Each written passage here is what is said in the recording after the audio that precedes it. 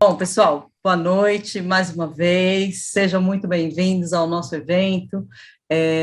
O Ultratalks é um evento promovido pela Ultralinks. Quero comentar que a gente está gravando esse evento e depois ele vai ser disponibilizado no YouTube. Hoje nós temos um tema super especial, nós vamos falar sobre as inovações e pagamentos que se destacam no Fórum do Brasil. Então, além do cartão de crédito, o que a gente tem a mais, né? E a gente trouxe um convidado super especial hoje nesse evento, que é o Wagner Ruiz, que é o co-founder do Webanks. Wagner, seja muito bem-vindo, é muito legal ter você aqui com a gente, viu? Muito obrigada pela sua presença. Obrigado pelo convite, super prazer conversar com todos vocês, hein? Legal, obrigada, muito obrigada. Bom, então, para a gente já ir começando, vou chamar, então, o Daniel, nosso CEO, que vai começar com as perguntas. Então, o pessoal que está aqui já habituado, então a gente começa com algumas perguntas aqui do nosso lado e depois está aberto para vocês perguntarem, seja pelo vídeo, seja pelo chat, estejam à vontade. Então, Dani, manda aí a nossa primeira pergunta. Maravilha, obrigado, Pri. Wagner, super prazer ter você aqui. Durante algum tempo a gente trabalhou juntos e eu fiquei encantado com o mundo que tinha, além de cartões de crédito, que às vezes a gente fica viciado aqui, né, no olho do furacão e acaba não enxergando coisas e oportunidades que tem além disso. E muita coisa que a gente vem falando também, de pagamentos instantâneos, o Goni até nos ajudou no último Ultratalks com alguns dados do mercado de pagamentos instantâneos, Pix, obviamente, né, que a gente trouxe aqui em algumas sessões anteriores, e aí a gente quer saber, poxa, o que tem de legal aí fora, né, do Brasil, seja pagamentos instantâneos, lógico, no passado a gente via muita coisa de China, né, quando a gente via o WeChat, essas coisas, tá, mas a gente sabe que tem muita coisa aí fora, né, tem o Oxxo no México, o Boloto, aquelas coisas que a gente via, mais lá no Webanks, e queria que você contasse um pouco para a gente aí. Não, super legal, cara. A primeira pergunta que eu ia fazer, não temos ninguém das bandeiras aqui, né, que a gente pode falar. Não, não sei se eles gostam muito desse assunto. O Marcos Marins me mandou uma mensagem agora que está de férias, mas te mandou um grande abraço e pediu desculpas de não poder participar, então fica à vontade. Não, brincadeira, cara, eu vou... Wagner, a gente já bateu tanto em todo mundo aqui que não tem frescura mais aqui, não. A gente já bateu. Vocês estão bonitos na foto, eu é que se bato, apanho depois, entendeu? Eu tenho que tomar cuidado com eles, não, tô brincando. A gente tem uma relação super boa hoje com as bandeiras, coisa que a gente não tinha no começo, né, assim, um pouco do Webanks aqui. E o legal desse tema é que, falar um pouco do começo do Webanks também, por que começou. Porque, na verdade, o Webanks começou, a gente não aceitava cartão. A ideia do Webanks toda era meios alternativos de pagamento para compras internacionais. Obviamente, focado no Brasil, então, no Brasil, o método de pagamento era boleto, e a gente começou a nossa história com boleto mesmo. Logo, acho que foi em 2011 a gente começou com boleto, em 2012 a gente começou com boleto, em 2014 só que a gente passou para cartão de crédito e de débito. Então faz parte um pouco do nosso histórico e atrás de o que a gente chamava e ainda se fala hoje no mercado, que não está ficando mais tão alternativo, mas hoje a gente fala são meios alternativos ao cartão. Então a gente começou com o boleto bancário no Brasil, e parte do que a gente foi para a expansão para a América Latina foi porque a gente viu que tinha a mesma coisa nos outros países, né? Então, obviamente, o cartão tinha, hoje não é só dele essa vantagem, mas tinha algumas vantagens, né? Tinha a famosa vantagem de ser uma credencial única com aprovação em real time, coisa que você não tinha em nenhum outro meio de pagamento. Então, o nosso grande desafio, e durante anos foi isso, cara, boleto bancário, ok, a gente sabe que dá para compensar, dá para ver na hora que foi pago, se foi pago em dinheiro em algum lugar. Como é que a gente faz isso? Então, muito tempo a gente tentou achar soluções para fazer isso. E a gente foi caminhando ao longo da nossa expansão para os outros países e achando essas coisas. Eu sei que vocês já falaram de Pix aqui várias vezes, e Pix é o tema do Brasil do último ano, mas eu vejo duas coisas muito engraçadas. Que o status que o Brasil tinha antes do Pix, vou te falar, desde quando a gente começou, então 10 anos atrás, já existia nos outros países também. E aí foi como o Daniel falou, você tem o Baloto, você tem o Oxxo no México, por exemplo. Eu não sei quantos vocês conhecem do Oxxo, mas o Oxxo nada mais que um boleto, só que o boleto foi feito por uma rede que distribuía Coca-Cola. Para quê? Para incentivar dinheiro de cash payments. Então, seria, em vez de você não tem uma associação bancária, como a Febraban tinha e conseguiu fazer no Brasil, mas você tinha um cara que tinha 30 mil pontos de vendas e falou, puxa, o que eu posso fazer? Eu posso colocar, eles são da Coca-Cola no México, são da FEMSA, e ele começou a aceitar, gerava um código de barra, você ia na própria lojinha, que é um estilo 7-Eleven, hoje no Brasil tem também, acho que aqui em Pinheiros eu já vi uma loja da Oxxo, e era para isso, quer dizer, então eles pegaram um business que eles tinham de distribuição de bebida, colocaram lá. Por quê? Porque no México, como no Brasil, existem os seus vícios e as suas falhas. Aqui a gente brinca, e eu tenho um amigo que fala muito disso, do baronato, né, que são os grandes bancos. O México talvez seja o segundo pior lugar em relação à concentração bancária. Você tem lá 30 bancos, mas você tem tudo basicamente em 3 grandes bancos, né? O Banorte, o Banamex. O Banamex é até curioso que o Citibank comprou, agora está vendendo, e nunca tomou posse efetiva, porque tem o mindset dos mexicanos, então ali há um controle muito grande das famílias mexicanas. E se você pegar em todos os lugares, sempre surgiu uma alternativa ao cartão de crédito. Basicamente porque o cartão de crédito tem todas aquelas regras de cartão, né, especialmente para a transação internacional, que é o nosso core, mas ele tem várias outras regras e está muito vinculado ao crédito, que é uma grande dificuldade dos países da América Latina. Então, a gente começou a nossa expansão e a gente sempre fez isso. No Brasil, vamos começar com boleto. A gente tinha TEF, cara. Olha que coisa engraçada no passado. A transferência eletrônica de fundos que a gente fazia, e os bancos não tinham uma API que funcionasse. O Itaú foi o primeiro que deixou funcionar um pouco melhor, mas o lance é que a gente queria alguma coisa que tivesse aprovação instantânea e tivesse acesso a todo mundo, coisa que o cartão de crédito não tinha. E como vocês sabem, o nosso business é muito mais online, quer dizer, exclusivamente online hoje. Então, a gente está falando de aceitação, cartão de débito naquela época, longe de poder ser aceito em transação online, hoje mudando um pouco. E aí a gente surfou essa onda, mas a gente nunca conseguiu sair do cartão de crédito. Aí eu falo um dado histórico do Banks. Sempre foi, de uma maneira geral, em todos os 15 países que a gente está, 70% cartão de crédito ou débito, 30% outros meios de pagamento.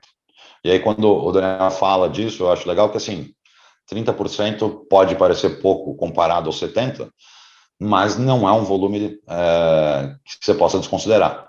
E os merchants, né, os estabelecimentos, os vendedores, sempre quiseram alguma coisa a mais. Então, sempre teve, aí, nesses últimos 10 anos, essa puxada por ter outros métodos. Teve uma época nossa que a gente era louco por procurar outros métodos. Como, por exemplo, hoje a gente tem muito forte questão de wallets, né? Que antigamente era um pouco fantasiado ali pelo PayPal como wallet, mas depois veio Mercado Pago, todo mundo, e o wallet tem crescido muito também. Mas muito do wallet crescer tem a ver com como você faz o funding do wallet, né? Que deixa de ser também de cartão de crédito. Então, eu acho que a gente pegou o começo, a gente teve uma vantagem competitiva interessante, porque a gente ia lá no meio de pagamento, por exemplo, quando a gente falava com Alibaba ou com qualquer outro estabelecimento, ele falava, puxa, mas por que eu vou escolher você? E a gente falava, porque você vai duplicar o seu faturamento se você tiver outros métodos de pagamento. Por que duplicar? Porque você tinha, além, no nosso caso específico, uma inovação que a gente trouxe era, além dos meios alternativos, a gente tinha a questão de poder usar o cartão de uso doméstico, que é outra jabuticaba que só existia no Brasil. Minto, tem outros 2, 3 países da América Latina também tem essa ideia de cartão que você só pode usar domesticamente. Então, a gente acabava mesmo duplicando o faturamento. Mas o foco sempre foi como que a gente se desvencilha do crédito e das networks, das bandeiras de cartão de crédito para abrir. E isso aconteceu, mas ele chegou num limite, na minha humilde visão aqui, ele chegou num limite que era isso, não saía. Chegou uma hora, a gente falou, cara, não sai de 30%.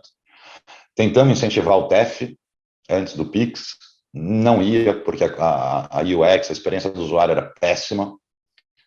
O PayPal, na época, salvo engano, acho que foi em 2015, tentou fazer alguma coisa diferente, também com aprovação automática, né, que você gerava um código no Itaú, um código no PayPal, e de repente você estava linkado com a sua conta corrente e podia fazer o top-up do dinheiro, que era uma maneira de suprir o negócio dos 16 dígitos, ou da credencial, como diz a Visa, e fazer o pagamento instantâneo. E tudo isso mudou mesmo muito com o Pix no Brasil. Então, eu não sei se eu tenho muito como fugir da ideia do Pix, não só por conta do sucesso do Pix, mas pelo que o Pix foi crescendo e mostrando para o resto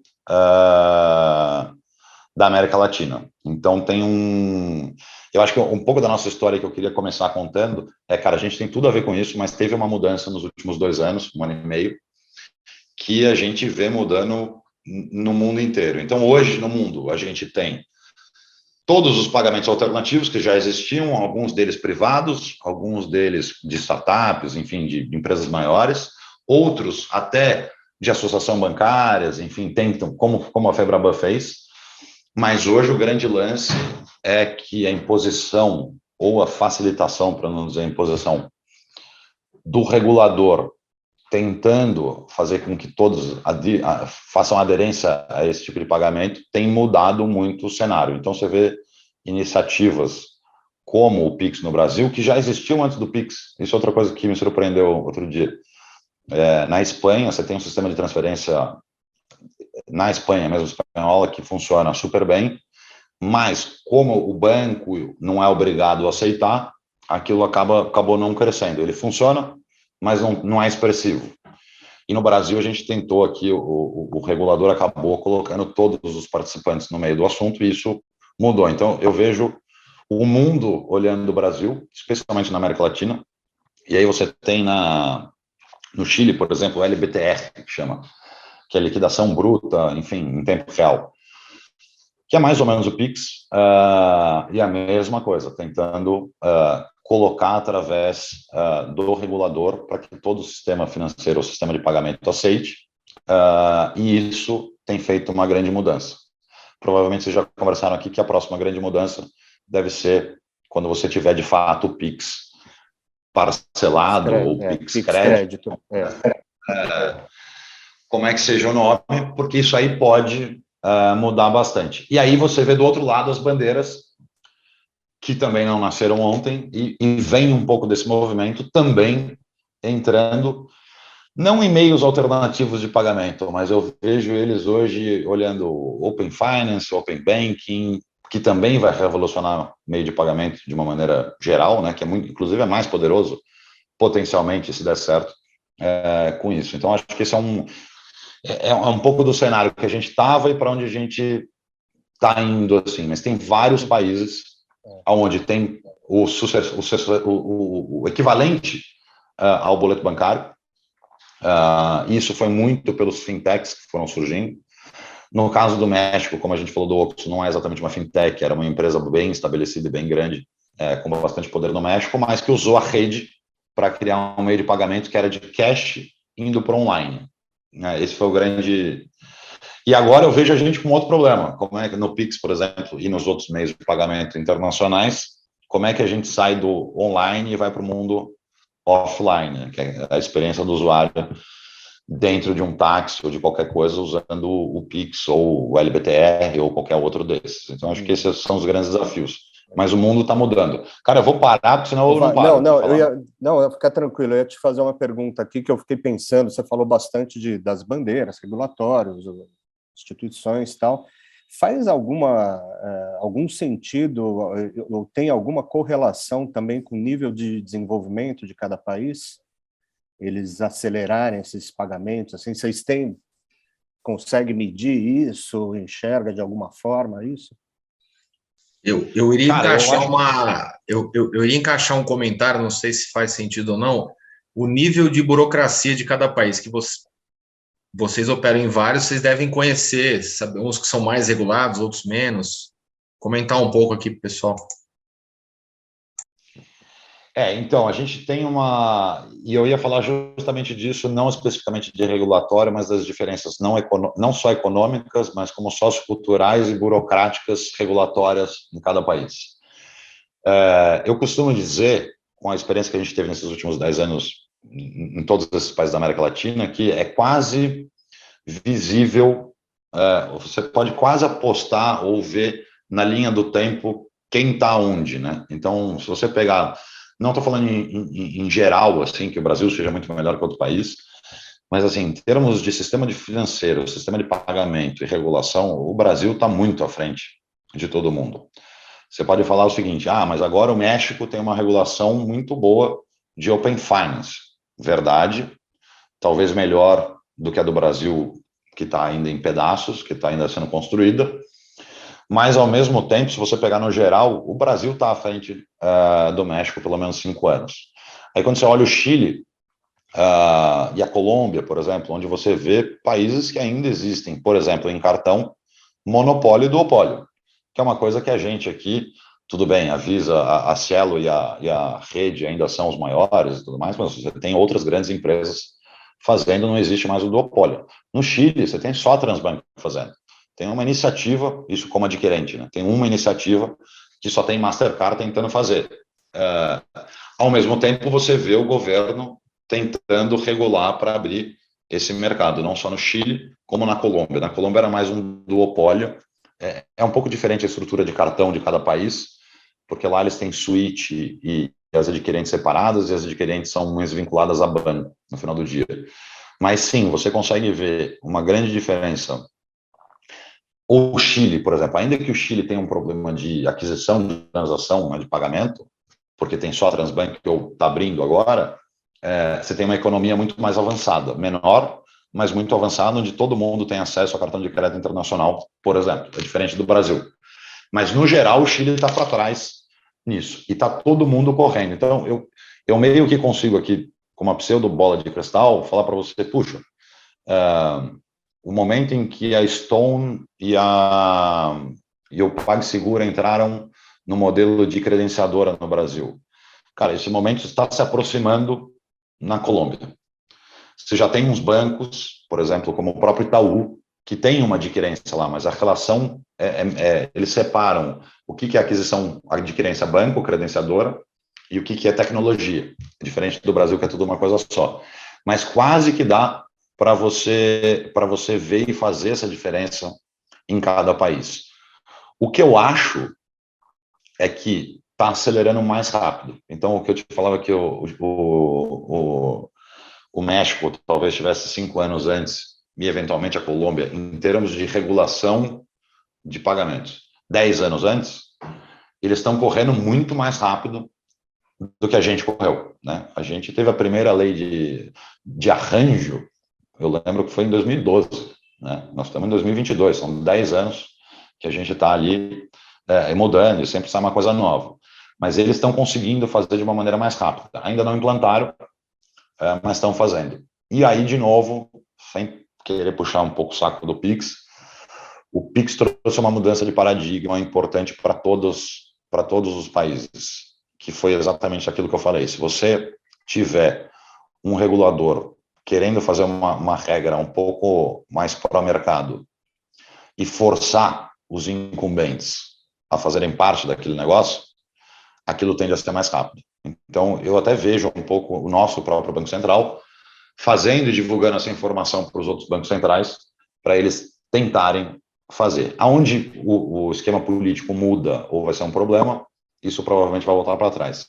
Eu não sou super entendido sobre Open Finance e Open Banking, mas no México teve uma dessa. Estava indo super avançado, provavelmente o país mais avançado da região, e, de repente, numa mudança econômica, mas mais política, se resolveu parar um pouco aquilo saiu do centro das atenções. Mas, sim, eu acho que o clima econômico, político, muda, mas eu tenho visto a região indo como uma grande massa. E você tem Peru, que, por exemplo, é um problema, sempre é um problema. Mesmo quando eles acabam, cai o duopólio, força, por exemplo, a Visa a não ser mais sócia da adquirente, como tudo que aconteceu no Brasil, né? Quando todo mundo se lembra aqui que era a VisaNet. Então, tudo que aconteceu aqui no Brasil está acontecendo fora. A única coisa que eu aposto um pouco é que ela tenha acontecido um pouco mais rápida. E vitórias. Porque, se você pensar a China, por exemplo, eu nem considero o histórico da China, porque a China era um outro ambiente, onde você não tinha um sistema bancário que funcionava, o próprio governo gostava de incentivar WeChat e Alipay, ainda que hoje briguem, tinha uma necessidade. Eu fui para a China milhares de vezes e todo mundo falava isso. Cara, a gente não é que a gente gosta da Alipay, a gente não tem outra para fazer.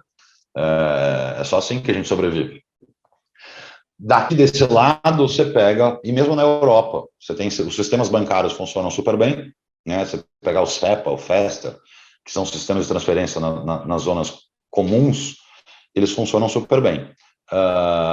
Mas difícil de ter alguém que fala assim, não, isso aqui bate o cartão, porque o sistema bancário ficou focado em fazer transferências. Hoje, por exemplo, quando eu vejo o número, eu estava vendo um número aqui para falar para vocês, porque essa provavelmente é uma pergunta, né? Quanto que o Pix tirou de boleto bancário e de cartão?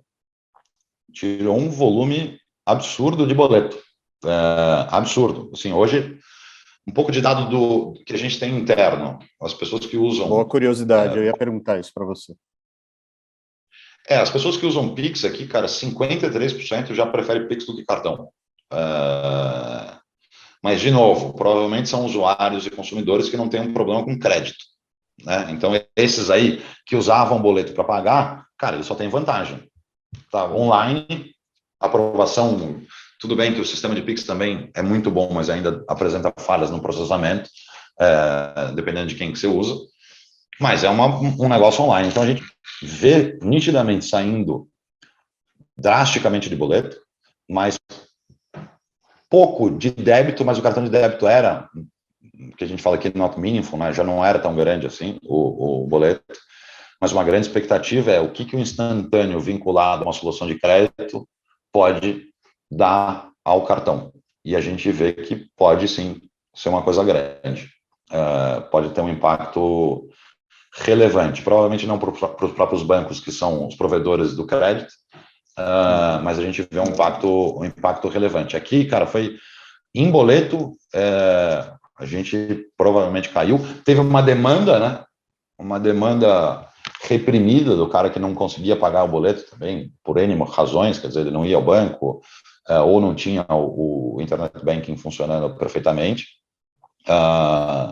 Mas o grande lance foi com o boleto, passando ali com o cartão de débito. Cartão de crédito fica difícil dizer que foi muito impactado. Eu posso dizer que foi impactado.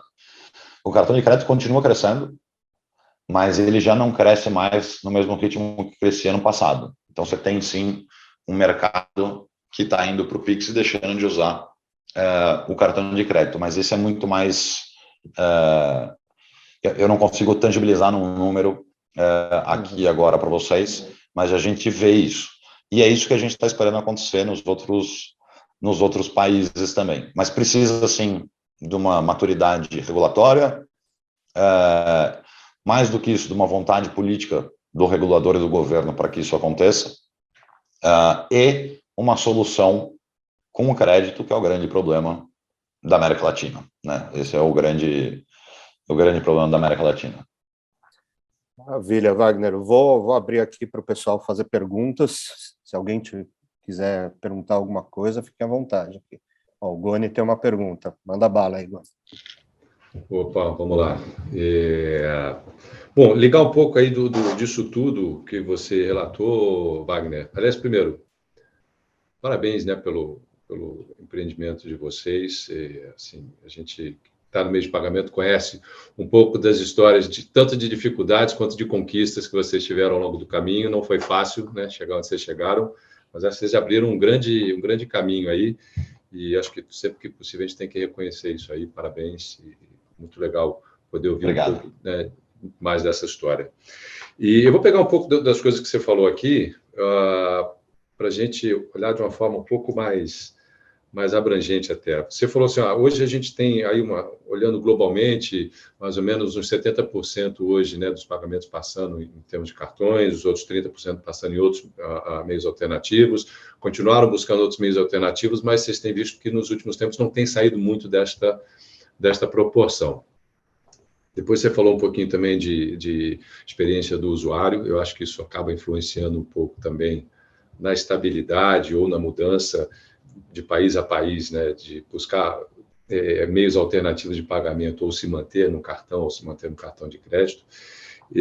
Mas, enfim, olhando isso tudo, e a experiência que vocês têm agora mais recente, principalmente nessa proporção aí, o que você acha que são os principais desafios por vir no curto e médio prazo aí, em termos de payments, com uma visão global, né? Porque todo mundo fala muito de as carteiras digitais, todo mundo acha que vai acontecer no resto do mundo o que aconteceu com a China, e a gente sabe que não é bem assim, porque a China pulou do dinheiro direto para o aplicativo, não passou pelos cartões como a gente passa, como a América Latina está passando, uma história parecida com a do Brasil. Enfim, olhando de uma forma global, vocês estão mais inseridos nessa visão cross-border global, o que você acha que vai ser, ou que está sendo, o grande desafio único, ou quase que único, numa visão de pagamentos?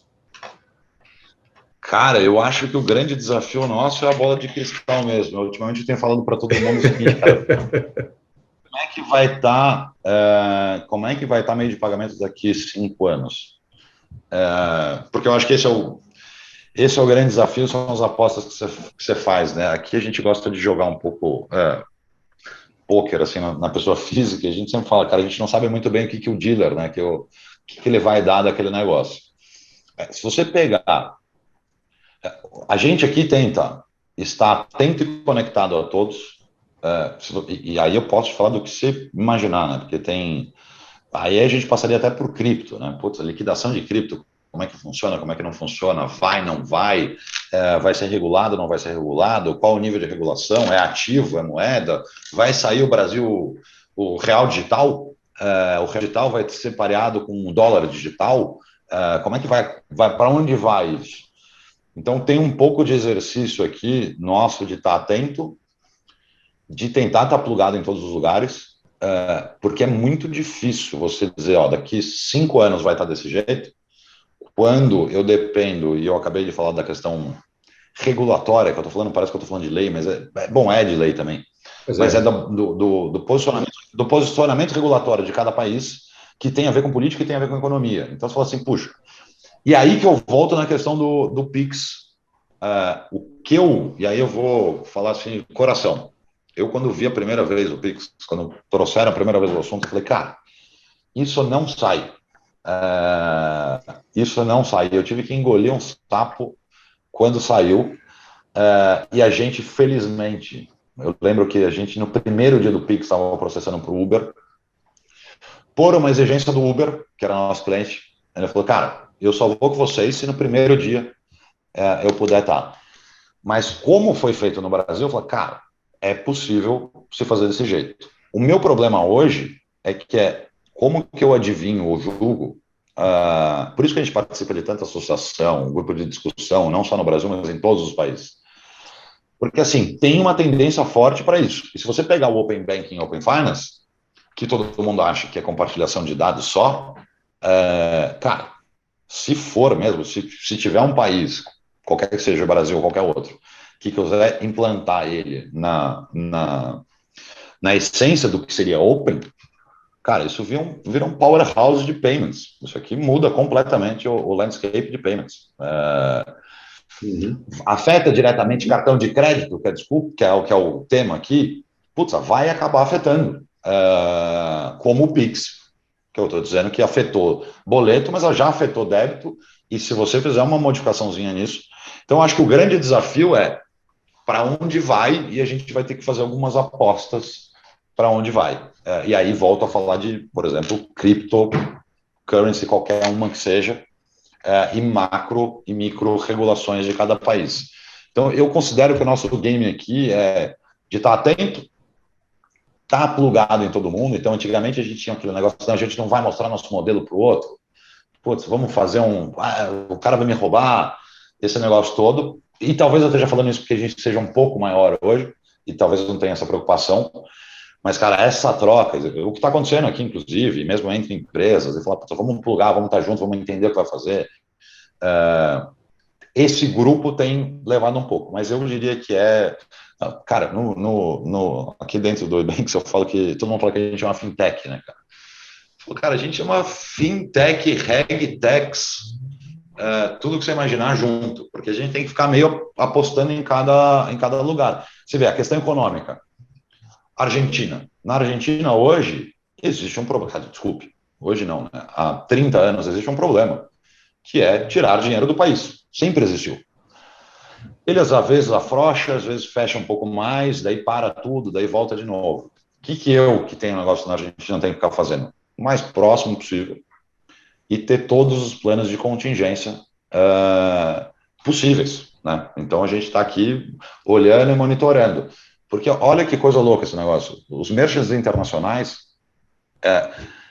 até hoje, o brilho deles pela Argentina é uma coisa fora do normal. Você fala assim, pô, eu vou com mais uma história curiosa. A Alibaba nos procurou em 2012 porque ela tinha perdido a Argentina. Porque ela falou assim, a gente nem queria saber do Brasil. A gente só queria a Argentina. Então, eu acho que o desafio é estar plugado e, assim, todas essas ideias que estão aparecendo, a gente tem que medir o nível de execução. E, de novo, falando do Open Finance, eu tenho um grupo que a gente discute Open Finance e tem um cara que participa muito do Banco Central e tem todos os empreendedores. Os empreendedores, tudo a mil, querendo fazer, vamos investir, vai bombar. E aí o cara, ele fala assim, eu não sei então, que reunião que vocês participam que está tudo funcionando assim perfeitamente. Ainda tem muito trabalho para ser feito. No nosso caso aqui, é apostar para onde vai e você vai ver que as bandeiras estão fazendo a mesma coisa. Por isso que as bandeiras hoje nem falam que são bandeiras de cartão mais. Elas falam que elas têm credenciais de usuários e que elas são uma grande network. E que o sonho delas é virar network das networks. Ou seja, já que elas têm uma presença global, que elas conectem todas as outras networks. Isso é uma coisa inédita. Eu nunca tinha visto nenhuma bandeira, não estou falando só das duas grandes, mas todas elas, olhando e falando, puxa, eu quero estar plugado aqui, porque eu também não sei para onde que está indo direito. Então, acho que é um grande bet aqui de quem vai ser first mover e de qual país der certo. Não sei se respondi. Não, cara, concordo plenamente com o que você falou, e a pergunta foi bem provocativa, porque o cenário que vocês estão é global, ou seja, diferente da maioria das empresas que estão no Brasil, olhando muito para dentro do país, né? E alguns comentários muito absolutistas, do tipo, não, isso vai acabar, vai mudar tudo. Eu acho que não vai, eu acho que ainda tem muito a ver com user experience, com a parte regulatória, com a parte cultural. Então, assim, foi muito do que você trouxe aqui. Quando a gente olha um espectro global, isso ainda está muito diverso. Acho que a gente ainda vai ver talvez uma fragmentação muito grande nos modelos de meio de pagamento antes de eventualmente ter uma real consolidação numa visão global, né? Talvez olhando regiões e países seja um pouco mais facilitado, mas acho que globalmente a gente ainda vai estar vendo muita coisa acontecer sem a certeza de aonde que isso vai se conectar verdadeiramente. E ouvindo você falar agora, talvez seja essa aposta das grandes redes e bandeiras, que olha, vai haver soluções em cada um dos seus países e a gente vai aparecer como a única solução que pode integrar isso globalmente, porque é uma discussão que eu tive com gente do Banco Central. A ideia do Pix internacional é a coisa mais linda do mundo, cara. Outro dia, minha irmã está morando na Suíça, e eu mexo com isso. Né? Eu sofri aqui já para fazer um negócio. A ideia do Pix é linda, cara. Pá, me dá o seu ID code, whatever, e mando. Só que para ligar essas pontas, tem um grau de dificuldade. Não sei se vocês sabem, mas o próprio Banco Central, tempos atrás, eu esqueci o nome, criou um sistema de pagamento entre moedas entre Brasil, Uruguai, Argentina e Paraguai. Eu esqueci agora, me fugiu o nome da cabeça, desculpem. E esse existe há 20 anos.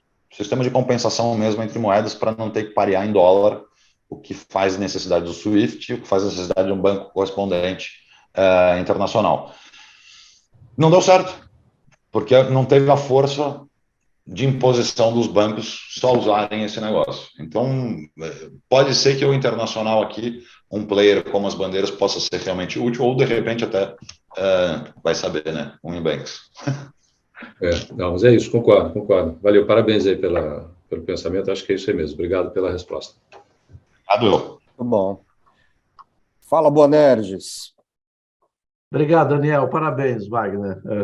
A gente conhece de fora, ou eu conheço, né, de fora, Inbanks, já ouvi muitas histórias, estão de parabéns pelo que vocês já atingiram, uma das primeiras unicórnios aí brasileiros e tal, mas já ouvi histórias de vocês que eu não sei até onde, ou seja, eu prefiro ouvir de você que construiu, estava aí, continua fazendo, e junto com essa história, juntar uma questão. Primeiro, me contaram já, ou eu ouvi lá, como é que foi a dificuldade de vocês serem entendidos pelo Banco Central quando vocês começaram o negócio.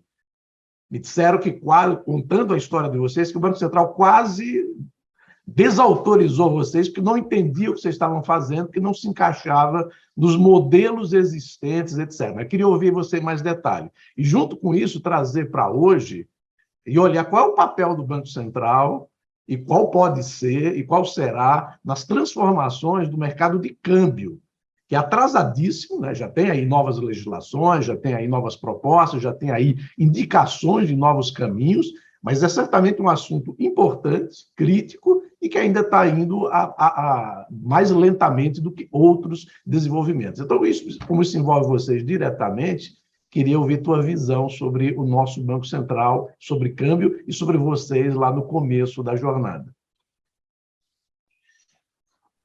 Olha, eu não sei quais foram as histórias que você ouviu. Assim, a gente teve...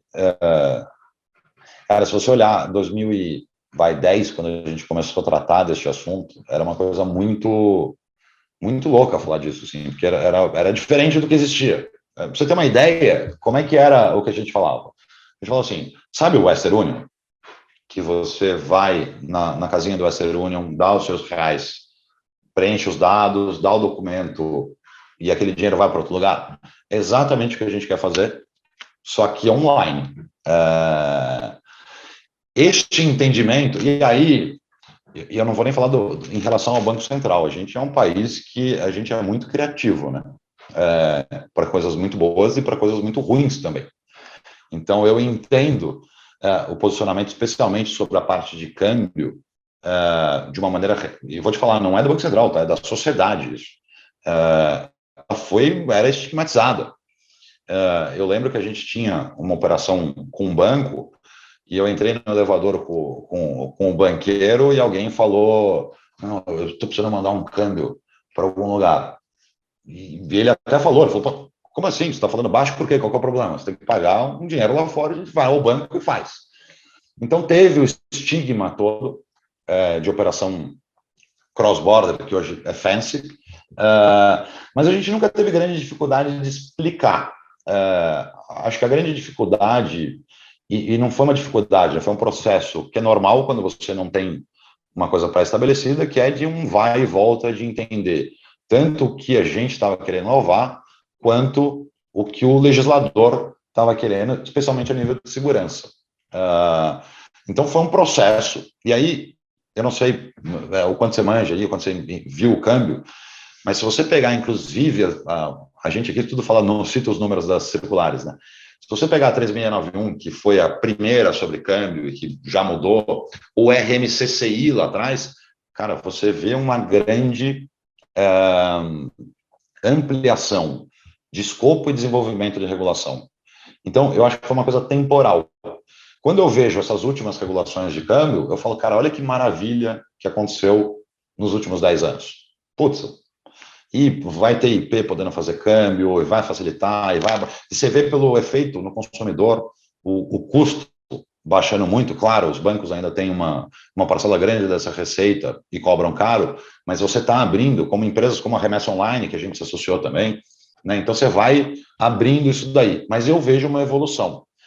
Tiveram, obviamente, histórias gozadas, assim, né? Que a gente precisa dar risada hoje. Mas a grande ideia do regulador, e ele brasileiro ou não, cara, como é que eu trago segurança para o sistema para deixar você inovar? E eu acho que a gente percorreu um caminho de 10 anos com parceiros, tá? E não necessariamente era o Ebanks direto, a gente sempre teve os nossos bancos, a gente nunca fez sem ser através de banco. Então a gente conseguiu construir. Tanto é que quando saiu a última mudança cambial, a gente falou, pô, cara, olha a realização de um sonho aqui. Porque estava claro, conta internacional, IP podendo fazer, para quem paga o quê. Então, eu vejo muito mais com orgulho. Agora, claro, teve as dificuldades de você sentar e mostrar e botar no papel. Eu poderia entrar em 1000 detalhes aqui, mas eu vejo como uma estrada. Se você me perguntar, Wagner, podia ter acontecido em 4 anos, eu gostaria muito que tivesse acontecido em 4 e não em 10, 12. Mas foi o tempo que foi necessário para acontecer.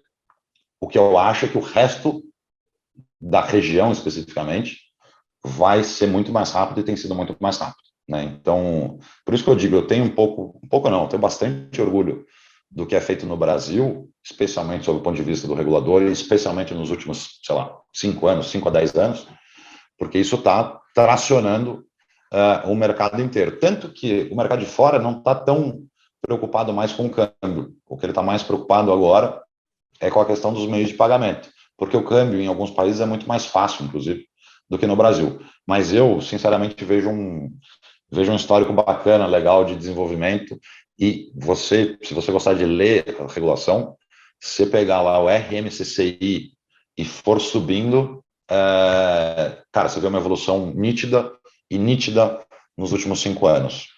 E é isso que a gente está fazendo. Mas obviamente, hoje, olhando para trás, a gente pensa que foi divertido. Muito obrigado, Wagner. Posso Gente, ir aqui, Daniel? você quer falar, Eduardo? Fique à vontade. Tá bom. Primeiro, prazer, Wagner, falar com você, te conhecer um pouco mais da história. Já tive o prazer de fazer uma live, um bate-papo com o Ariel aí também, que é do Ebanks, uma rodada sobre startup, investimento em startup. E você falou, pegando carona na pergunta do Bonerges, que a gente escuta, né? Só para a gente, até foi tua primeira pergunta quando começou a live, você perguntou, tem alguém de bandeira? E a gente que está aqui do lado, a gente sabe quanto que riscos regulatórios, jurídicos, como que a gente tem que se proteger. Só para entender essa preocupação, se tinha alguém na bandeira, porque a gente já ouviu, né? Aí é entender por que dessa preocupação todas as bandeiras, que o pessoal falava que Banks tinha que ter um corpo jurídico muito forte para continuar, para poder manter o seu negócio. Então, teve uma época que vocês precisavam ter um investimento muito forte jurídico para que vocês estivessem, talvez, viajando aqui na maionese, tá? Derrubando liminares para vocês poderem exercer o direito de fazer o que vocês estavam fazendo. Quanto que isso aconteceu? Quanto que a bandeira hoje já entende o papel de vocês? Qual foi a tua preocupação quando a bandeira esteve aqui? Você perguntou se tinha alguém de bandeira. Eu não sou de bandeira, tá?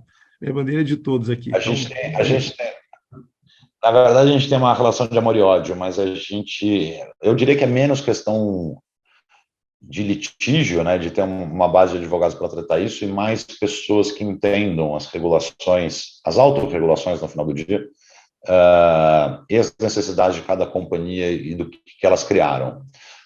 Eu sou uma pessoa que talvez tenha sido considerado em algum dia algum inimigo ou debater com as bandeiras, mas eu sempre entendi exatamente as bandeiras, até da origem delas, de como elas foram criadas entre a Associação de Bancos nos Estados Unidos para facilitar exatamente a liquidação de transação. Cara, como surgiu as associações, é uma coisa super legal.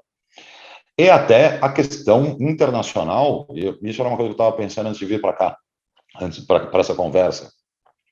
Muito da dicotomia que existe aí entre bandeira e outros meios de pagamento tem a ver que nos Estados Unidos e depois na Europa, elas foram e eram tratadas de um jeito. Em países como a América Latina, você não tinha as bandeiras direto. Ela entrou com franquia. Então, ela franqueava a rede para um banco, normalmente. Era assim que... E aí, juntou a ideia de franquia junto com os monopólios de bancos, ou duopólios, ou oligopólios bancários, e criou toda uma estrutura que vem desde 1960. E tem regras, e eu falo muito de autorregulação, porque não tem nada a ver com regulação do país, ou de nenhum país, tem a ver com autorregulação da própria franquia, que você fala, eu entendo por que ele escreveu isso.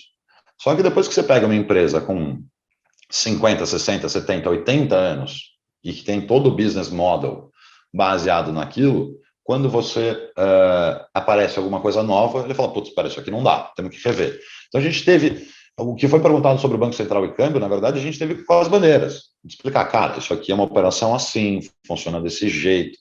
Não que eles não soubessem, porque eles não são burros, né? Todo mundo vê, sabe o que está acontecendo. Mas até explicar para toda a cadeia das bandeiras de como funcionava, foi um negócio que foi sofrido também durante 10 anos. Então, por isso que a gente criou.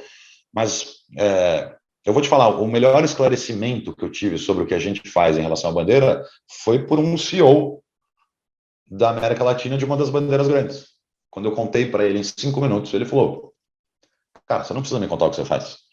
Você está resolvendo uma falha sistêmica do nosso próprio sistema, que a gente gostaria de não ter, mas a gente tem e você aproveitou disso. Agora precisamos ver como que a gente encaixa isso aqui para você não ir contra os meus grandes princípios. Então, eu sempre entendi isso. Eu brinco com todas as bandeiras e falo, cara, eu devia trabalhar para vocês. Vocês brigam comigo, mas eu devia trabalhar para vocês, porque eu entendo a dor qual é. Então, a gente passou também alguns anos discutindo isso. Prova de que as bandeiras mudaram é que isso poderia acontecer de novo agora, não com e-banks, mas poderia acontecer com Open Banking, Open Finance, Pix e tudo mais. E o que as bandeiras estão fazendo agora? Se inserindo também nesses segmentos. Né? Então, você pega as duas grandes bandeiras, elas estão se inserindo de alguma maneira, quer seja em Open Finance, Open Banking, Fintechs, e estão tentando pensar fora da caixa. Então, eu acho super natural você pega as próprias bandeiras, né? Master, Visa, Amex. Por que a Amex não tem 1/3 do mercado? Posicionamento. Cara, tem a ver como que a regra deles. Então, acho que foi mais isso. A gente nunca teve. Claro, a gente teve embates calorosos, isso acontece, eu acho que com todo mundo. Mas hoje a nossa relação com as duas bandeiras são muito próximas, ainda que a gente fale, pô, você quer me cobrar X, eu não quero pagar, mas isso é um business, uma discussão comercial. Vamos chegar num acordo aqui para a gente ser feliz. Mas não há mais nenhuma dúvida sobre o modelo e o que faz. E acho que foi natural ter uma longa discussão quando você tem um grande player que faz parte de um duopólio global, quando você tem um player mudando aquele sistema. Então, isso foi parte natural. Mas eu acho que a parte de legal é menos litigiosa, mas muito mais o que eu sempre quis trazer aqui foram grandes entendedores de regulação, tanto as regulações governamentais como a autorregulação das bandeiras, para a gente entender dores e para onde a gente ia. Obrigado. Legal, muito bem. A gente tem uma pergunta agora do Jorge. Seja muito bem-vindo, Jorge. Pode fazer sua pergunta. Olá, Priscila, tudo bem? Obrigada, tudo bem? Tudo. Boa tarde, Wagner. Até em cima disso mesmo que você estava comentando da relação com as bandeiras, como que se aplicou a questão de regulatório, falando do mandate de cross-border, né? Que eu acho que é isso que talvez tenha se aplicado bastante nessa sua negociação com eles. Vamos lá, se eu entendi a sua pergunta. Porque dentro da bandeira você tem, na parte dos mandates, né, você tem a questão do cross-border, que eles têm algumas limitações. E aí, na sua operação, eu entendo que é muito disso, né, da parte do cross-border. Cara, eu acho que a grande coisa que a gente faz sempre foi e continua sendo mostrar para a própria bandeira ou para as bandeiras. Porque assim, né, quando você tem um esquema próprio seu, e vocês devem ter o de vocês, e a gente tem o nosso também. Eu tenho regras que eu coloco para quem é usuário do e-banks, que são as regras que eu bem entendo que eles devem seguir, porque é melhor para a minha empresa. Então, é isso que eu estou dizendo, não tem muito essa dor de achar que eles estão fazendo. Mas o que a gente tem aqui é um pouco de discussão entre o que a bandeira, ou que as bandeiras, os networks acham, o que os reguladores locais acham e o que a gente acha. Então, este grupo sentado vai acabar indo para um lado ou para o outro, né? Então, quando você fala assim, mandate de cross-border, que basicamente você não pode adquirir transações no país onde você não tem jurisdição. Se você pegar isso, o que isso fala com a regulação de câmbio? Então, vamos lá. Regulação de câmbio se desenvolvendo, já era boa, mas se desenvolvendo, com seus percalços, mas se desenvolvendo. Aí você pega um player que está querendo cuidar do seu mercado e fala, puxa, você colocou isso aqui. Então, isso é por isso que eu estou dizendo, essa é uma discussão, ela não chega a ser homérica, mas ela é uma discussão de pontos de vista que precisam. E você ter um regulador no meio ajuda muito, né? Então, outra coisa que o Banco Central do Brasil, mas não só do Brasil, outros bancos centrais da região ajudam muito, é porque agora eles estão interessados em saber e falar, puxa, essa parte, até aqui você pode legislar porque é dentro da sua infraestrutura. Daqui para cá, você não pode cercear nem o usuário, nem uma nova iniciativa, nem o país. Então, isso vai sendo ajustado e sendo feito. Isso é o que tem acontecido nos últimos 10 anos. Você falou de mandate, mas, por exemplo, com a Visa hoje, a gente tem uma relação super transparente, inclusive contratos assinados e fazemos, e não tem problema nenhum. Mas aí entra o problema da jurisprudência aqui para os outros países. Mas você com a Visa do Peru é assim? Não, puxa, com a Visa do Peru eu estou 3 anos antes, mas eu estou usando o que eu desenvolvi com a Visa do Brasil para mostrar para a Visa do Peru, porque eles também são fracionados, ou como diria o Pires, que está aqui no call, clusterizados. Eles têm lá, né? Todas essas grandes empresas têm a região andina, depois eles têm Cone Sul, Cone não sei o quê, e cada um trata de um jeito. São muitos reguladores, né? Quando estamos falando, no meu caso, são 15 reguladores, cara. Isso se você não brigar. Se você brigar, você ainda vai para 15 tribunais de anticoncorrência. Então, é muita gente envolvida. De novo, eu acho normal que qualquer empresa tente defender o modelo de negócio dela, e aí você vai ter o limite entre o que a regulação, a soberania de cada país vai determinar e exigir, e novos players, não só como Ebanks, PayPal. E, cara, pensa no PayPal, a gente está falando de banks porque somos brasileiros e vocês viram aqui a gente, mas pensa no PayPal em 2000, os caras quebraram zilhões de paradigmas nos Estados Unidos, e contra marketplace, contra bandeira. Então, isso tudo para mim faz parte da evolução do sistema de pagamento, no qual as bandeiras são parte fundamental e importante, e tem uma mudança que a gente chama de mudança de cadeiras aqui, que está acontecendo por uma evolução natural dos países, das regulações e das próprias empresas. As próprias bandeiras, eu acho que elas mudaram o jeito de ver isso, e tem a ver com a regulação e tem a ver com os novos entrantes, como o Ebanks, como qualquer outra empresa mais nova. Perfeito, obrigado aí pela explanação. Alguém quer fazer alguma pergunta? Obrigado. Fique à vontade. Estou te ouvindo. Fala, Jean. Não estamos te ouvindo aqui. Melhorou, Daniel?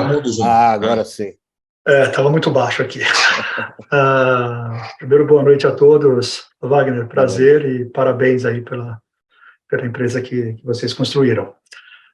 Queria voltar aqui um pouco no tema que o Boanerges colocou, da parte de câmbio, e a sua opinião, achou bem interessante, né? A gente já evoluiu bastante, como você mesmo colocou, e a gente está aí num caminho para evoluir mais, inclusive com a questão da consulta pública do Banco Central, o projeto no Congresso, e por aí vai. Dessas novas mudanças, qual que você entende mais relevante, mais importante, e a sua opinião sobre o fato da discussão que me parece que não está tão perto, mas pelo menos a percepção que eu tenho, da gente poder ter conta em moeda estrangeira no Brasil, o quanto isso facilitaria as operações? Pô, cara, aí você está falando dos meus sonhos aqui. Eu vejo em todos, e de novo, eu estou tentando tomar muito cuidado para não falar que eu estou falando do Banco Central do Brasil, eu estou falando de mindset do regulador, de uma maneira geral, inclui Fed, inclui todos eles. Eu acho que é natural você ter uma grande expansão depois pro regulador né? Uma vez eu estava conversando com o cara do Fed de Nova York, e ele falou, Wagner, eu sou pró qualquer nível de inovação. Se você me pedir para abrir uma vírgula em relação à segurança, eu vou ser contra todas elas. Né? Então, você tem segurança versus inovação. O que eu vejo em todos os reguladores, inclusive o Brasil, é que é um movimento de abertura e depois dá aquela segurada, especialmente o Brasil, porque a gente, de novo, sem querer falar mal do passado, tem um histórico de gente muito criativa que fez coisas muito ruins, especificamente na parte de câmbio. Então, a gente tem um histórico, né? A gente tem vários casos, você fala, puxa, olha o que aconteceu ali, né? Banestado, todas essas coisas. Então, tem sim um ponto de atenção maior. Quando eu vejo a regulação, especialmente do Brasil, mas de outras, ampliando, eu sempre falo, cara, nós vamos ampliar e daqui a pouco vai ter uma parada para medir as coisas. Eu acho que a gente está na parte da ampliada, especialmente no Brasil. Você vai falar assim, quanto muda? O Banco Central hoje do Brasil está olhando, acima de tudo, segurança sistêmica, mas quando eu digo sistêmica, tudo que está embaixo do sistêmica, né? Mas está olhando benefício para o usuário, está olhando granularização, né? Então, você está falando de transações muito menores, mesmo a questão de conta internacional, que você tem situações que funcionam dentro da regulação atual, né? Você tem bancos hoje que oferecem contas nas suas agências internacionais, e funciona. É bom, é prático. Só que isso ainda hoje, com a regra que tem hoje, ela está vinculada ali aos bancos que têm capacidade de fazer isso. Quando você pega as fintechs e turma nova querendo fazer, claro, vai ser muito mais rápido, mas aí qual a função do regulador, na minha visão? É olhar o nível de segurança que isso tem. Então, quando eu vejo essa última mudança, inclusive a consulta pública falando sobre isso, falando conta em moeda estrangeira, se pode ser IP ou se tem que ser instituição financeira. Uma coisa que eu sempre brinco, tem uma regra, tem uma lei, acho que é lei, na verdade, não é nem uma circular, de 42, falando sobre que a conta tem que ser instituição bancária. Só de você falar isso, então uma instituição de pagamento nos Estados Unidos não poderia ter conta de um brasileiro em outra moeda. Então faz sentido mudar. Ao mesmo tempo tem que olhar a questão da segurança. Eu vejo com muito bons olhos todos esses novos desenvolvimentos que estão acontecendo. Eu acho que eles vão acontecer desse jeito mesmo, como você está falando. Inclusive porque eu vejo, e aí não estou falando diretamente, estou falando por reportagem e tudo mais, um interesse muito grande de grande gente do Banco Central do Brasil querendo levar isso para o mercado de câmbio, como eu já vi falar do câmbio do PIX internacional, ou PIX transfronteiriço, muitas vezes. Então a gente está indo, e eu acho que vai facilitar muito a vida. Veja você, eu falando que minha irmã mora na Suíça, eu mexo com isso, eu sou sócio de uma empresa que faz isso, e não foi fácil ontem. Tive que dar meus pulos aqui para conseguir fazer no tempo que ela precisava. Isso pode ser instantâneo. E você poderia falar para mim, puxa, mas então você pensa que vai ser cripto, que vai ser isso, que vai ser aquilo? A forma, eu acho que ainda tem mudanças. Mas se você considerar que sempre é pela segurança que o regulador vai ver, e eu não estou falando do Banco Central, estou falando do Fed, que me falou exatamente isso. Cara, numa palestra do presidente do Fed de Nova York, ele falou, Wagner, eu sou pró qualquer inovação. Tudo que você me trouxer aqui e falar que é inovação de pagamento, câmbio, eu vou aprovar tudo. Se você me pedir uma vírgula de segurança que eu vou ter que abrir, eu vou negar tudo. E eu acho que esse é o mindset correto mesmo. Então, a gente está indo nesse processo de expansão, acho que vai ajudar muito, acho que já ajudou, e talvez lá na frente a gente pare um pouquinho de novo e veja, puxa, como é que está indo esse...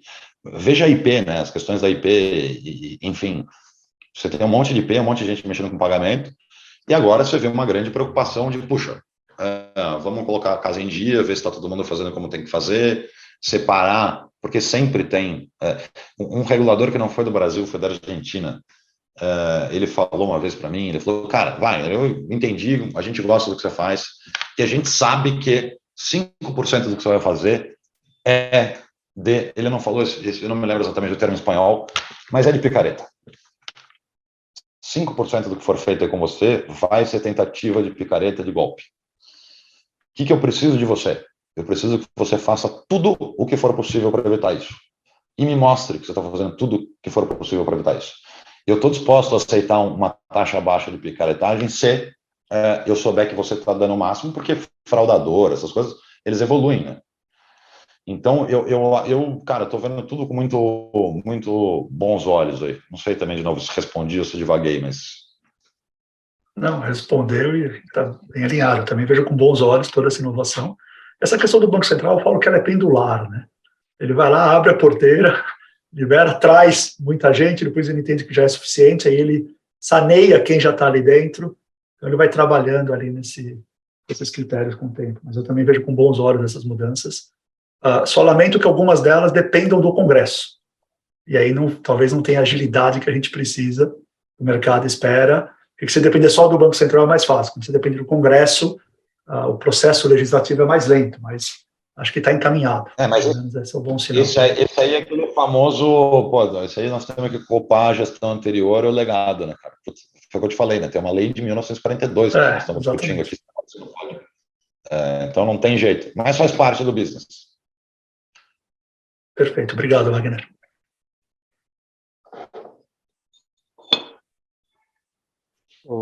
Wagner, curiosidade aqui, voltando um pouco para os pagamentos fora do Brasil. Bateu uma curiosidade, todo mundo falando, e você falou daquele número, né, mágico de 70% a 30%. Tem algum país que é invertido isso? Cara, invertido não, eu estava procurando aqui quem tem. Tem países que são menos dependentes aqui. Deixa eu ver qual deles. É porque aqui a gente mistura bastante débito, né? Cartão de débito. Tem essa problemática do cartão de débito, crédito e crédito internacional, que é uma coisa que a gente olha muito. Mas se você olhar, o Brasil já está, por conta da jabuticaba do cartão de débito local, ele sempre foi diferente, então tem pouco cartão de débito. Mas o país que chama bastante atenção aqui de número, cara, é mesmo o México e o Chile. Não é tão diferente, talvez seja 60-40, mas você tem sim um número maior de outros meios de pagamento, isso sem pagamento instantâneo funcionando up and running. Eu acho que a hora que tiver, isso ainda pode mudar. E eu vou te dizer uma coisa muito engraçada, que são países que regulatoriamente as networks, né, as bandeiras, têm pouca influência. No México, se você pegar o mercado de pagamentos de cartão, ele não é dominado pelas bandeiras, quer seja nenhuma das três grandes e das 1.000 outras pequenas que existem no México. Quem determina exatamente o mercado são os dois switches, que são de basicamente dois grandes bancos. Então, os bancos é que fazem isso. No Chile, você tem a mesma coisa, onde você tem um monopólio que era a Transbank até uma semana atrás. Então, aonde você tinha esse sistema, surgiram outros meios de pagamento que levam um pouco a mais do que a gente no Brasil. Mas, de novo... Mas não chega a inverter, em nenhum caso chega a inverter isso, né? Sempre ninguém, cartão cara, ainda... Ninguém.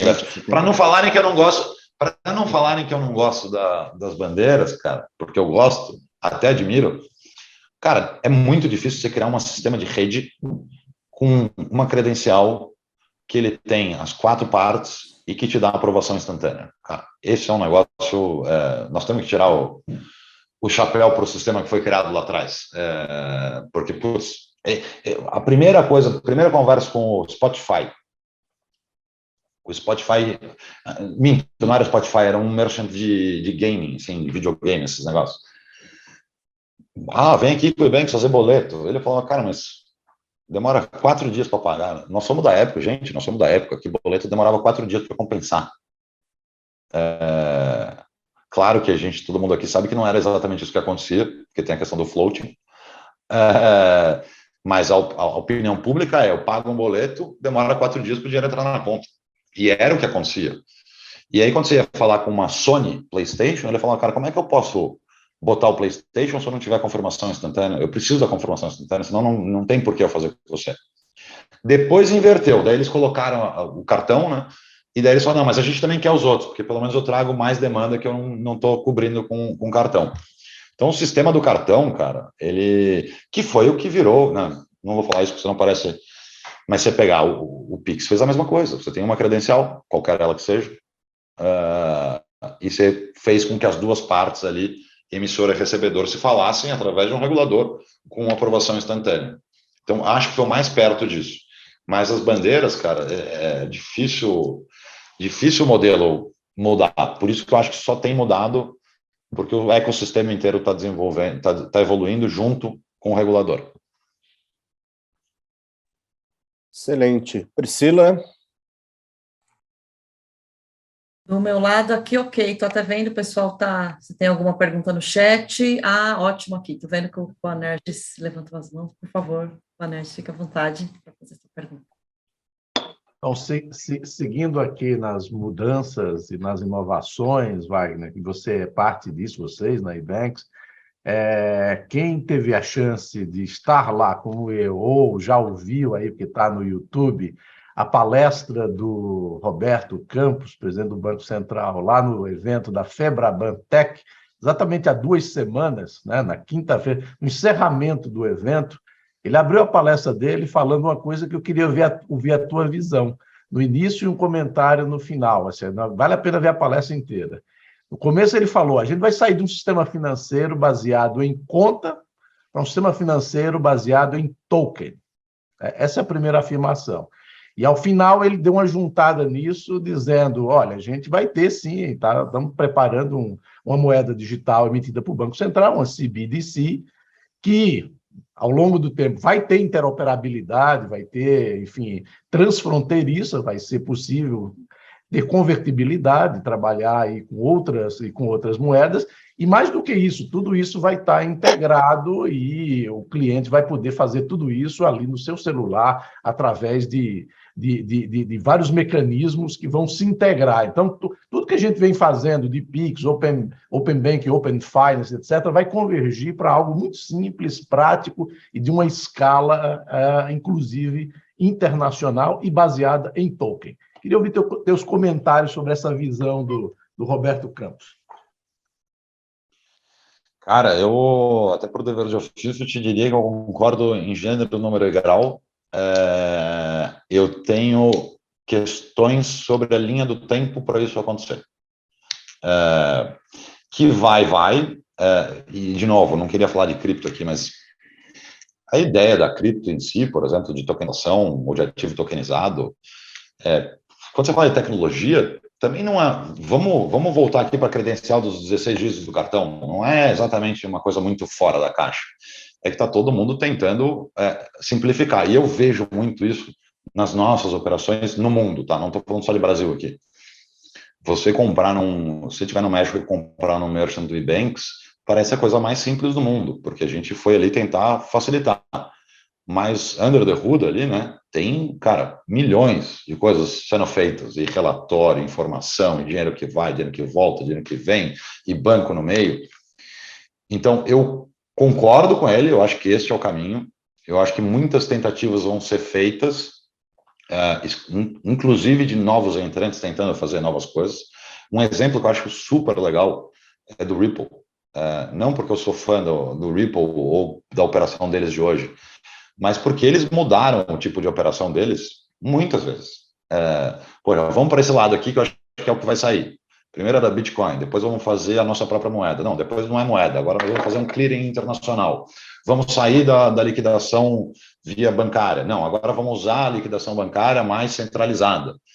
Então, eles foram mudando. Então, eu acho que o panorama que ele colocou nessa apresentação dele faz sentido. Você sai da ideia de ser uma conta ou de ter multicontas, então você vira quase que a credencial da própria pessoa através de uma tokenização qualquer que seja para facilitar a comunicação. E vai estar, e de novo, tinha uma pessoa que falava, não, no futuro vai estar tudo aqui, né? E eu também achava ele meio louco quando ele falava isso em 2000. E vai estar tudo aqui, vai ser tudo fácil.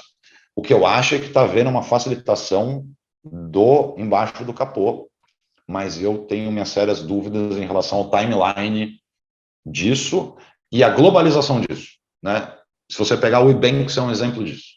Eu sou uma empresa que eu poderia me considerar multinacional, estou em 15 países, mas cada país eu trato de um jeito. A única coisa em comum que existe é o IBanks. O resto, cada país é de um jeito. O relacionamento com a bandeira é de um jeito, o relacionamento com o regulador é de um jeito, o landscape regulatório é de um jeito. A gente tenta fazer esse meio de campo e parecer uma coisa única, que é o que eu vejo quando o próprio Roberto Campos fala do PIX internacional. E essa foi um questionamento que eu fiz. Cara, o PIX internacional é o máximo. Pá, vai lá e mandou um PIX para Londres. O problema é o que tem embaixo do capô e como é que faz essa liquidação e você convencer os russos, né, como se diria no passado, que os russos também têm que aceitar desse jeito. Então, eu só tenho o meu único problema aqui, de novo, voltando para a primeira pergunta, acho, é a bola de cristal, o timeline de como é que vai acontecer. Mas eu acho que a tendência é essa mesmo que ele falou. Maravilha, obrigado. Bom, com os russos agora só pagando em rublos, né? Mais ou menos, né? Mas Sem gás, né? Você vê que até o aspecto geopolítico. Exatamente. Isso que eu ia perguntar. Levantou o negócio da Ucrânia. Cara, e depender dos Estados Unidos para fazer tudo? Como é que nós vamos ficar se a gente sempre depender do presidente americano? E aí você vai começar a ter. Então pode ser que o Roberto Campos, quando ele fala de sinais do PIX, vai falar com um banco, sei lá, não sei com qual que ele falou, Banco Central de Portugal, talvez já tenha um cara em Portugal falando, olha, aqui se acontecer alguma coisa, é melhor a gente ter um sistema de liquidação com os outros países sem envolver os Estados Unidos, porque qualquer coisa que eu faça, eu estou à mercê dos Estados Unidos. Então, até essas questões geopolíticas, e que, gente, né, eu não quero ser cavaleiro do apocalipse, mas, porra, nós estamos à beira aqui com Taipei, né, com Taiwan, para todo mundo. Então, essas mudanças geopolíticas, por mais que eu olhe uma guerra da Ucrânia e fale como é que em 2022 isso acontece, ou alguém permite que isso aconteça, ou alguém pensa nisso, também está indo para o meio de pagamento. O que aconteceu com o Brexit também. Porque o Brexit era bonitinho. Eu não sou como a União Europeia, mas eu estou parte do grupo. Daí funcionava tudo perfeito. Gente, tem um boicote da Europa para o Reino Unido hoje. Se você pegar bancos internacionais, eles falam, pô, a gente prefere que você esteja na Europa e não no Reino Unido, por exemplo. Então, isso tudo vai fazer com que o sistema também se envolva. Pois é. Bom, Wagner, você falou que o IBank está em 15 países, né? Tudo América Latina, né? Sim. Existe observam alguma coisa, alguma oportunidade fora, tipo África, em outros países, assim, que faça sentido? Porra, Daniel, inside information não, né? Tá bom, a gente chama de spoiler. Próxima pergunta, Cara, Pri. O negócio de pagamento sempre foi, na nossa área, nos nossos concorrentes, em todo mundo que faz alguma coisa de inovação, você vai nos países onde o sistema é menos desenvolvido, porque é ali que tem não só uma oportunidade, como uma necessidade. Então, sim, você tem países na África, você tem, inclusive, Turquia, você tem na Índia, mesmo no Sudoeste Asiático. O Sudoeste Asiático é um negócio legal, porque eu esqueci de falar no começo da conversa. Cara, se você for em Singapura, você não paga mais com cartão. Você usa o cartão, mas ele só aceita através de uma wallet. Então, você tem que usar uma wallet, você usa o seu cartão na wallet e a wallet é aceita na loja física. Isso. Só que qual é o problema que os caras estão lá? É o contrário da China, que a China só tem as 2 ou 3. Lá eles têm 1 milhão de wallets. E daí você tem um wallet que aceita Visa, o outro não aceita Master, o outro não aceita negócio. Está uma confusão no Sudeste Asiático, que agora está todo mundo apostando lá na centralização de um super app ou qualquer coisa dessa. Mas até lá você tem oportunidade. Mas eu acho que essas oportunidades estão hoje em países do leste europeu. Você tem alguns, você tem oportunidade na África e você tem oportunidade grande na Índia. No nosso caso, só por uma questão de estratégia, a gente entendeu que a gente deveria fechar uma continente. Quando você lida muito com esses merchants globais, assim, a decisão nunca é tomada por país ou globalmente. Ela é sempre tomada por região, né? Então, você tem o cara que é da LAC, por exemplo, da Latam. Então, a gente entendeu que uma estratégia que a gente deveria seguir era fechar uma região que seria a América Latina. Então, a gente tem até na América Central, a gente fechou aqui, e agora o próximo passo é, sim, olhar para outros países. Eu te diria que a gente está ali olhando, fazendo discovery e decidindo ainda para que lado tomar. Mas, basicamente, países que têm esse déficit de pagamento. E se você pegar na África, os caras foram criados no pagamento de telefonia, né? Tudo lá era feito através das telefônicas. Você tem ali um ambiente que não fala muito com transferências internacionais, não falava muito com transferências internacionais.